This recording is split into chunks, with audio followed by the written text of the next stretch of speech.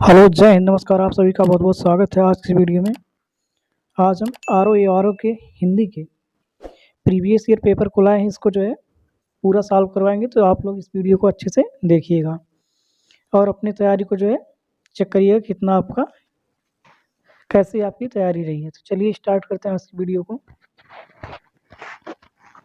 पहला प्रश्न हमारा है कि जंगम शब्द का सटीक विलोम है। जंगम का विलोम क्या होता है? पहला है स्थिर, दूसरा भयावह, ऑप्शन सी है स्थूल, ऑप्शन डी है स्थावर। तो जंगम का जो विलोम होता है ये होता है स्थावर। ऑप्शन नंबर डी हमारा राइट आंसर हो जाएगा, स्थावर। दूसरा प्रश्न है कि समास शब्द का विलोम है संधि, व्यास, भेदक, विभाजन। तो समास का जो विलोम होता है ये होता है व्यास। तो ऑप्शन नंबर 20 का राइट आंसर हो जाएगा।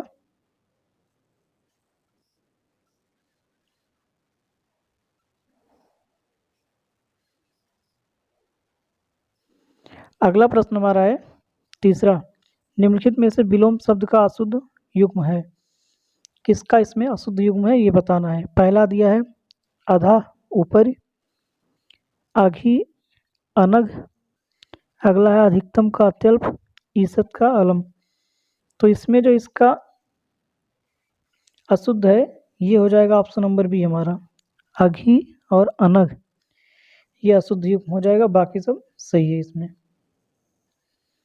4 नंबर का प्रश्न है कि अवसाद शब्द का विलोम क्या होता है? अनुल्लास, उदास, अनादर या उल्लास। तो अवसाद का जो विलोम होता है ये होता है उल्लास। तो ऑप्शन नंबर डी हमारा राइट आंसर हो जाएगा, उल्लास। 5 नंबर का प्रश्न है कि मसृण का विलोम है रुच, रुपाच, स्निग्ध या मलिन। तो स्मृण वो मसृण का विलोम है ये होता है रुच। ऑप्शन नंबर ए इसका राइट आंसर हो जाएगा, रुच। मसृण का विलोम है रुच। अगला प्रश्न है कि अशुद्ध विलोम युग्म का चयन कीजिए। कर्कश का मधुर, ऐहिक का लौकिक, ऋज वक्र का ऐश्वर्य अनाश्वर्य।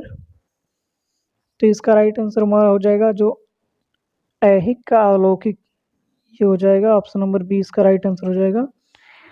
अशुद्ध का चयन करना है तो इसका हो जाएगा option number B right answer हो जाएगा। अगला प्रश्न है इसमें हमारा कि औरस का विलोम है। औरस का विलोम क्या होता है? दत्तक, बीरस, नीरस, प्रापक। तो औरस का जो विलोम होता है ये होता है हमारा दत्तक। तो ऑप्शन नंबर ए इसका राइट आंसर हो जाएगा, दत्तक। औरस का जो विलोम होता है, औरस मतलब होता है इसे अपना या सगा, तो उसका विलोम होता है दत्तक। अगला प्रश्न है 8 नंबर का कि प्रत्यक्ष का सटीक विलोम है। प्रत्यक्ष का जो विलोम होता है क्या होता है? सम्मुख, बी प्रतिमुख, सी मुखामुखम, डी है परोक्ष। तो प्रत्यक्ष का जो विलोम होता है ये होता है हमारा परोक्ष। ऑप्शन नंबर डी इसका राइट आंसर हो जाएगा, परोक्ष। प्रश्न संख्या 9 है हमारा कि निम्नलिखित में से कौन सा युग्म विपरीतार्थक नहीं है। मतलब कौन सा विलोम नहीं है? कठिन का सरल ये भी विलोम है, तरल का ठोस ये भी विलोम है, कर्कश का मधुर ये भी विलोम है। तो इसमें जो विलोम नहीं है ये हमारा ऑप्शन नंबर हो जाएगा सी, कोमल का मृदुल, ये विलोम नहीं है। 10 नंबर का प्रश्न है कि मूक का विलोम शब्द है। मूक का विलोम क्या होता है? मृदु स्वर, वाचाल, कटुभाषी या बधिर। तो मूक का जो विलोम होता है ये होता है वाचाल। ऑप्शन नंबर बी हो जाएगा राइट आंसर। मूक मतलब होता है जो कम बोलने वाले होते हैं, वाचाल में से होता है जो अधिक बोलने वाले होते हैं। 11 नंबर का हमारा प्रश्न है वर्तनी के अनुसार शुद्ध शब्द का चयन इसमें करना है। ऑप्शन ए दिया वधु, बी है कुआं, सी है आकार और डी है अतिथि। तो इसमें शुद्ध जो है ये हमारा ऑप्शन नंबर ए हो जाएगा, वधु जो है ये शुद्ध है, राइट आंसर हो जाएगा ऑप्शन नंबर ए। अगला प्रश्न है 12 नंबर का, निम्नलिखित शब्दों में शुद्ध शब्द कौन सा है? महात्म, महात्म, फिर महात्म, या महात्म्य। तो इसमें जो शुद्ध शब्द है ये महात्म्य, ऑप्शन नंबर बी हमारा राइट आंसर हो जाएगा। महात्म्य हो जाएगा, option number B right answer हो जाएगा। अगला प्रश्न है कि निम्नलिखित वाक्यों में एक वाक्य अशुद्ध है, उसे पहचानिए। इसमें इन चारों में से एक अशुद्ध वाक्य दिया गया, उसी को हमको बताना है। इसमें पहला दिया गया सब्जी महंगी है, बी है मोहन पौधे सींच रहा है, ऑप्शन सी है गीता ने पत्र लिखा, ऑप्शन डी है उपरोक्त पंक्ति अच्छी नहीं है। तो इसमें अशुद्ध बताना है तो ऑप्शन नंबर डी हो जाएगा हमारा, उपरोक्त पंक्ति अच्छी नहीं है, ये हो जाएगा हमारा राइट आंसर हो जाएगा इसका।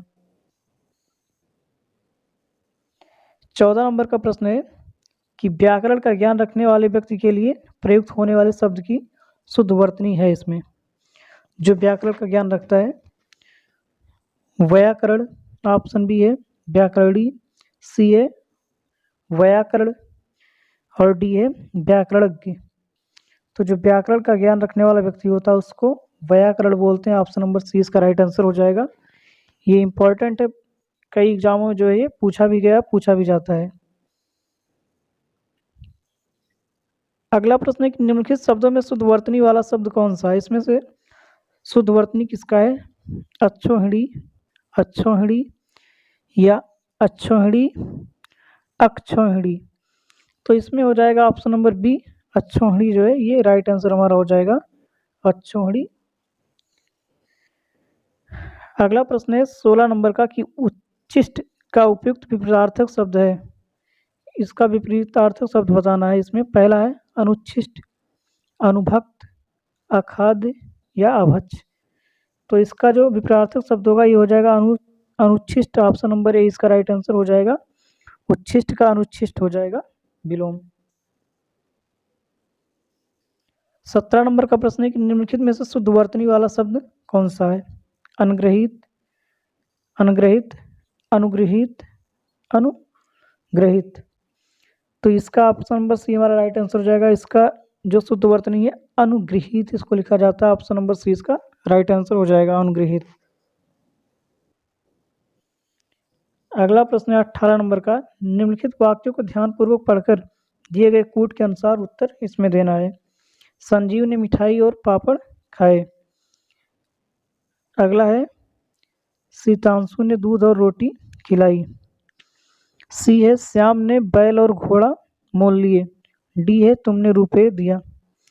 तो इसका राइट आंसर हो जाएगा option number D, A B C D. इसमें सारे सारे अशुद्ध हैं, इसलिए ऑप्शन नंबर डी इसका राइट आंसर हो जाएगा।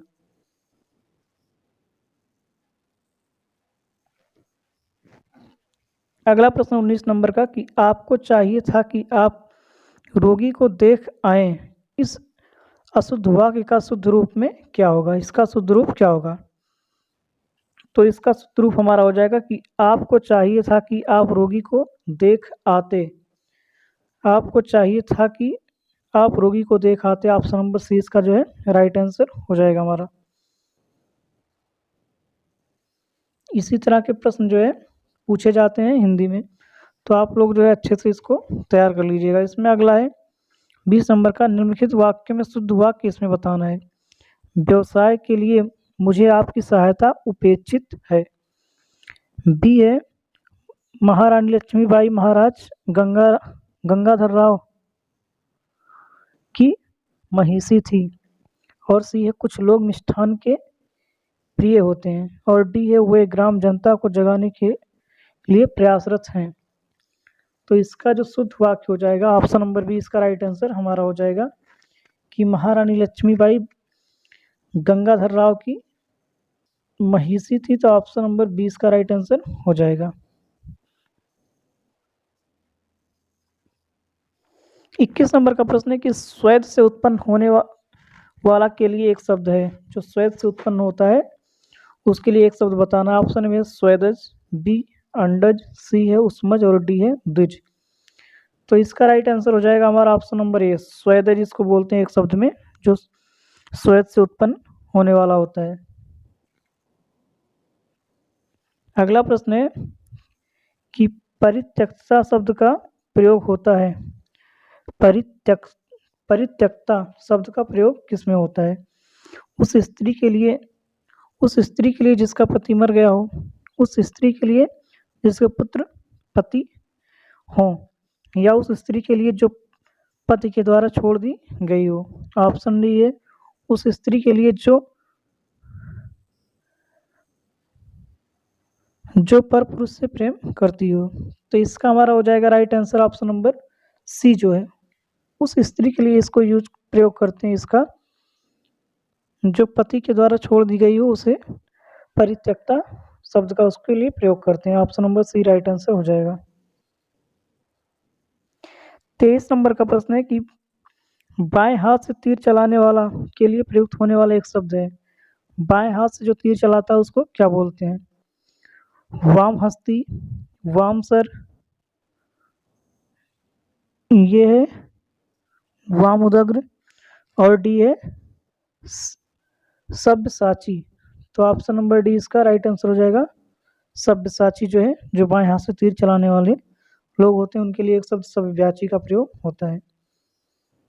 अगला है 24 नंबर का प्रश्न, नित्य दीन दुखियों को भोजन देने की व्यवस्था के लिए प्रयुक्त होने वाले एक शब्द होता है।